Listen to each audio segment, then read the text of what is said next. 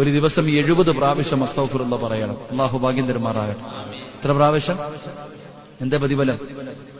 700 പാപങ്ങൾ അല്ലാഹു പൊറുക്കുമെന്ന് നബിയുനാ റസൂലുള്ളാഹി. 70 പ്രാവശ്യം ആരെങ്കിലും അസ്തഗ്ഫിറുല്ലാഹ് പറഞ്ഞാൽ ഇന്നത്തെ ദിവസം നീ ചെയ്ത 700 പാപം അല്ലാഹു പൊറുക്കും.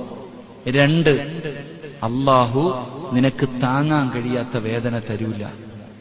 അത് അനുഭവിച്ചറിയൂ. ഈ താങ്ങാൻ കഴിയാത്ത വേദന എന്താണ്? താങ്ങാൻ കഴിയാത്ത വേദന എന്താണെന്ന് ജീവിതത്തിൽ അനുഭവിക്കുന്നവർക്ക് അറിയത്തുള്ളൂ. നമുക്ക് പറയാനേ പറ്റൂ. താങ്ങാൻ കഴിയാത്ത വേദന അല്ലാഹു നിനക്ക് തരൂല. 3, നിന്റെ ജീവിതം അല്ലാഹു ഇടുക്കൂല.